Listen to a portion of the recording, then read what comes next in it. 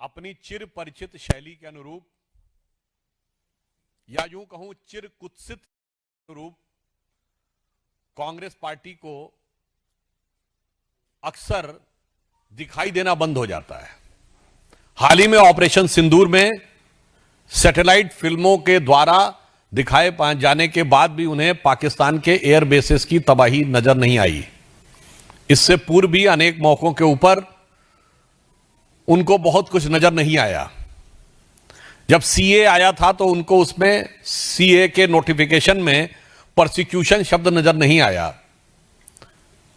उसी दृष्टि दोष के चलते हुए being marred by that myopic view and the blurred vision और rather than you can say motivated and nefarious vision, they are unable to see what is being categorically explained. प्रधानमंत्री श्री नरेंद्र मोदी जी के नेतृत्व में कैबिनेट ने भारत की जनगणना कराने का निर्णय लिया और इसके बाद जो भी प्रेस रिलीज जारी हुई उसमें स्पष्ट रूप से कहा गया कि जनगणना के साथ सामाजिक आर्थिक मूल्यांकन और जातियों की जनगणना भी स्वतंत्र भारत के इतिहास में पहली बार होगी। जिस संबंध में पहली प्रेस रिलीज 30 अप्रैल को हुई, दूसरी 4 जून को और 15 जून को, जिसमें स्पष्ट रूप से यह कहा गया, और जो कहा गया उससे ज्यादा इंपॉर्टेंट होता है जो किया गया हो।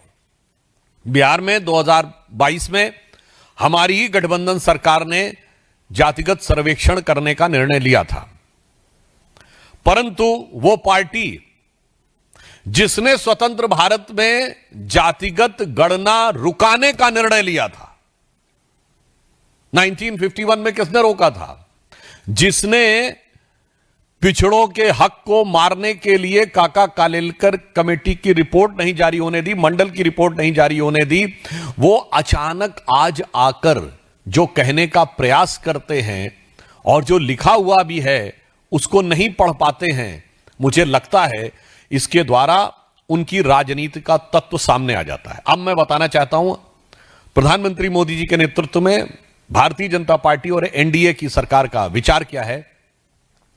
हम कहते हैं सबका विश्वास, सबका प्रयास।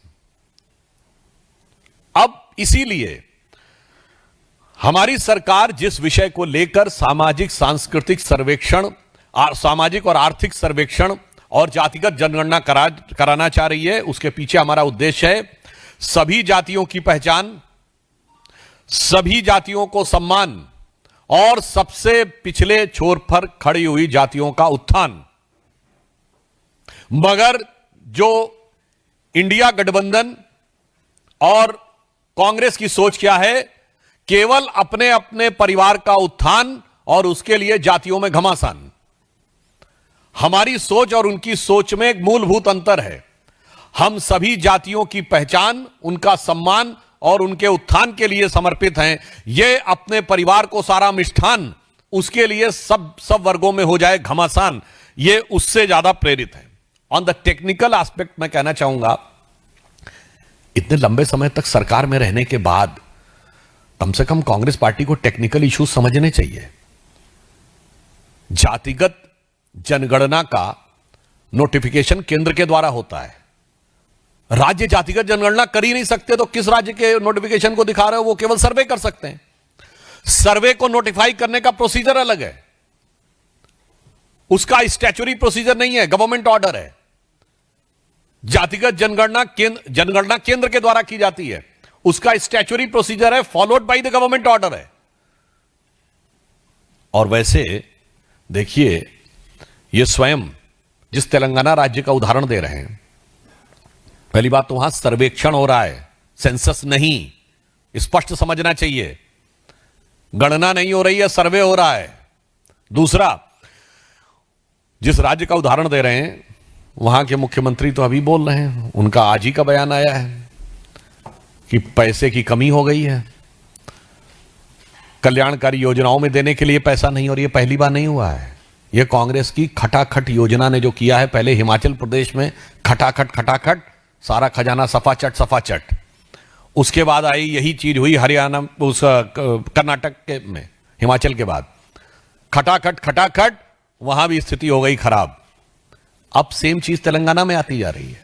यानी यह साफ दिखाई पड़ रहा है कि कांग्रेस जहां जहां सत्ता में आती है, इनका खटाखट मॉडल देश के विकास के लिए एक बड़ी चुनौती बनता हुआ जा रहा है, क्योंकि यह समग्र आर्थिक विकास को ध्यान में रखकर नहीं विकास करते। हमारे राज्यों में यदि कल्याणकारी योजनाएं काम कर रही हैं, उसके साथ साथ राज्य में नए संसाधनों का भी संचय उसी दृष्टि से हो रहा है। इसलिए मैं एक पंक्ति में कहना चाहूं, जहां जहां कांग्रेस आई वहां वहां आर्थिक दृष्टि से हो गई तबाही। और यह उदाहरण हिमाचल, कर्नाटक और उसके बाद तेलंगाना में दिखाई पड़ रहा है। इसलिए मैं कांग्रेस पार्टी से स्पष्ट रूप से कहना चाहूंगा कि आप वो पार्टी हैं जो जातिगत आधार के ऊपर इस देश में एक दूसरे से लड़ाकर अपनी राजनीतिक रोटी सेकना चाहते थे। ये वो पार्टी है जिनके समर्थकों ने कभी, याद करिए, बिहार में एक दौर में नारा चलता था, भूरा बाल निकाल रहा हूं, ये 4 जातियों का प्रतीक था। परवल 4 का प्रतीक था। एक दौर में किसी का नाम लेके कहा जाता था, फलाना खाएगा हलवा और ढिमाका खाएगा बलुआ। तो वही कांग्रेस में किसी जमाने में अजगर यूज हुआ। तो कभी गुजरात में इसी कांग्रेस ने KHAM खाम यूज किया, तो कहीं कर्नाटक में अहिंदा यूज किया। मगर मोदी जी ने क्या कहा? सबका साथ, सबका विकास, सबका विश्वास, सबका प्रयास। यूज सारी जातियों का नाम किया, मगर सारा अर्पण अपने को ही किया। सत्ता में जिन्होंने एक रत्ती का स्थान परिवार के बाहर किसी को नहीं दिया, इतनी छोटी सोच से जो लोग 3 पीढ़ियों से इस देश को चलाते रहे, उसी छोटी सोच के कारण जो लिखा हुआ है वो पूरे डॉक्यूमेंट को न दिखाकर एक सरासर मिथ्या प्रचार, भ्रामक प्रचार और इसके द्वारा वो देश को भ्रमित करने का प्रयास कर रहे हैं, क्योंकि शायद उन्हें यह लगता है कि इस चीज को लेकर जो मंसूबे उन्होंने पाले थे वो पूरे नहीं हो पा रहे हैं। मैं स्पष्ट रूप से पूछना चाहता हूं, कांग्रेस पार्टी पहले जवाब दे। कर्नाटक और तेलंगाना में उन्होंने अल्पसंख्यक समुदाय के जिन जिन लोगों को, जिन इतनी भारी संख्या में जातियों को इंक्लूड करने का प्रयास किया है, जिसके बारे में कोर्ट की भी टिप्पणी है, उस पर उनका क्या कहना है? आखिर में आप किसका हिस्सा मारना चाहते हैं? पश्चिम बंगाल की सरकार ने जिस भारी संख्या में मुस्लिम समाज के लोगों को ओबीसी में इंक्लूड किया है, जिसके लिए पिछड़ा वर्ग आयोग ने बाकायदा जवाब तलब किया कि संभवतः शायद 91 में 73 जातियां मुस्लिम समाज की थी। राहुल गांधी और इंडी गठबंधन वाले इस पर जवाब क्यों नहीं देते? और आपको एक बड़ा मजेदार तथ्य बताऊं कि जब ओबीसी कमीशन ने उनसे पूछा कि ये इतना कैसे हो गए, तो उन्होंने कहा कन्वर्ट होने से पहले ये इस जाति के थे तो इसमें हो गए। अब आप एक और बात सुनिए, उसमें यह भी कहा गया बंगाल में, भाई तो फिर इतनी भारी मात्रा में कन्वर्जन कैसे हो गया? तो चुप हो गए। मगर एक और मजेदार बात, अभी जो लेटेस्ट चेंज किया है पश्चिम बंगाल की कैबिनेट ने, उसने संभवतः 141 जातियों को उसमें डाल दिया है। अब मजे की बात क्या है, हिंदू समाज में 71 जातियां हैं एज पर वेस्ट बंगाल, और मुस्लिम समाज में 100 से अधिक ओबीसी जातियां हैं। भाई अगर कन्वर्ट होने से पहले थे 71, तो ये कन्वर्ट होने के बाद 71 से ज्यादा कैसे हो गए? यह साफ दर्शा रहा है कि आरक्षण के नाम पर वोट बैंक की राजनीति करके पिछले दरवाजे के द्वारा पिछड़े वर्ग के आरक्षण में सेंध ही नहीं लगाना, जिसे कहते हैं ना पूरी की पूरी दीवार ढहा देने का काम इंडी गठबंधन की सरकारों के द्वारा किया जा रहा है। इसीलिए प्रधानमंत्री मोदी जी के नेतृत्व में हमारी एनडीए की सरकार ने जो एक सकारात्मक निर्णय लिया है, उसके द्वारा होने वाले इस सकारात्मक पक्ष को वो स्वीकार करने को तैयार नहीं रह रहे हैं।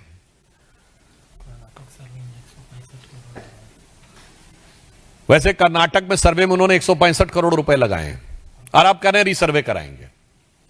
और याद करिए, कर्नाटक के डिप्टी सीएम मात्र साल भर पहले की बात है, यह भी बोल चुके थे कि सर्वे जारी नहीं होने दूंगा। ये ऑन रिकॉर्ड दिया गया बयान था, वहां खुद ही घमासान हो रहा था। तो अब पहले मैं उनसे पूछना चाहता हूं कि आपने कर्नाटक में सर्वेक्षण कराया तो पहले गलत कराया था क्या, या फिर रीसर्वे क्यों करवा रहे हैं? अब तेलंगाना में कह रहे हैं कि करवाएंगे फिर से। और तेलंगाना में जो आपने सर्वेक्षण कराया है उससे जो अनुपात निकल के आया, मैं राहुल गांधी से सीधा पूछना चाहता हूं, उस अनुपात में मंत्रिमंडल में परिवर्तन किया कि नहीं? आज सबसे ज्यादा ओबीसी मंत्री मोदी जी की सरकार में है। मैं पूछना चाहता हूं तेलंगाना में कितने ओबीसी मंत्री हैं? और मैं राहुल गांधी जी से भी पूछना चाहता हूं और कांग्रेस पार्टी से कि 2014 में जब डॉक्टर मनमोहन सिंह जी की सरकार ने इस्तीफा दिया, कितने ओबीसी मंत्री थे? 2-3 भी नहीं थे पूरी कैबिनेट में। इसलिए इससे बहुत साफ हो जाता है कि इनका उद्देश्य समाज के अंदर भ्रम पैदा करना और अपने परिवार के हाथ में सत्ता रखना है। चूंकि वह उद्देश्य बिखरता हुआ नजर आ रहा है, इसलिए इस प्रकार के प्रपंच, झूठ और मिथ्या प्रचार का सहारा लिया जा रहा है।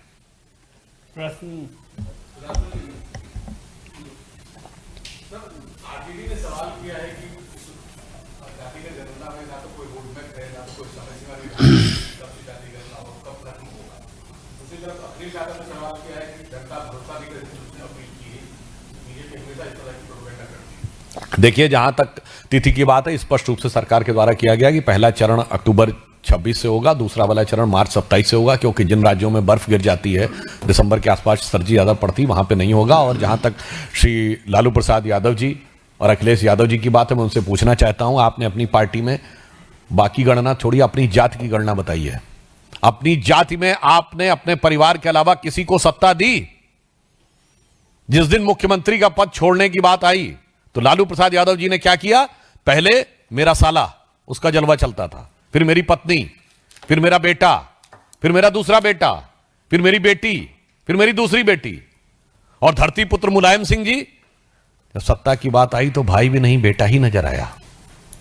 तो इससे साफ समझ में आता है कि जातिगत जनगणना के मुद्दे के ऊपर इनका उद्देश्य अपनी जाति में भी एक की गणना नहीं है। अपनी जाति में भी किसी एक भी व्यक्ति को यह सत्ता देने को तैयार नहीं है। इससे यह समझ में आ जाता है कि ये किस प्रकार की भावना रखते हैं। और लालू प्रसाद यादव जी का तो सबसे दुर्दांत और दुर्भाग्यपूर्ण और भर्त्सना योग्य जो चित्र आया है, उस पर सफाई देनी चाहिए कि बाबा साहब अंबेडकर की फोटो पैरों के आगे रखे हुए ये वही पार्टी है, ये कोई तो संयोग मत मानिएगा, जिसने बिहार में लंबे समय तक ग्राम पंचायत और परिषद में दलितों को आरक्षण नहीं दिया था, जिसके दौरे हुकूमत में दलितों की सबसे ज्यादा हत्याएं होती थी। ये समाजवादी पार्टी वही पार्टी है जिसके दौरे हुकूमत में दलितों का रिजर्वेशन इन प्रमोशन बैकडेट से खत्म किया गया था, यानी जो लोग प्रमोट हो गए थे उन्हें रिवर्ट कर दिया गया था। ये वही पार्टी है जिसने उत्तर प्रदेश की पहली दलित मुख्यमंत्री मायावती जी को जान से मारने की कोशिश की थी और उनके विधायकों को, अनुसूचित जाति के विधायकों को जातिवाचक शब्दों के साथ अपमानित करके पकड़ कर अपहरण किया था। यह स्टेट गेस्ट हाउस कांड 1995 में बहुजन समाज पार्टी के नेताओं के द्वारा कोर्ट में दिया गया लिखित बयान है। तो मुझे लगता है इन दोनों के बोलने पर मुझे नजर आता, सूप बोले तो बोले, चटनी भी बोले जिसमें 100 छेद। बहुत बहुत धन्यवाद और सुजीत ठाकुर जी को भी।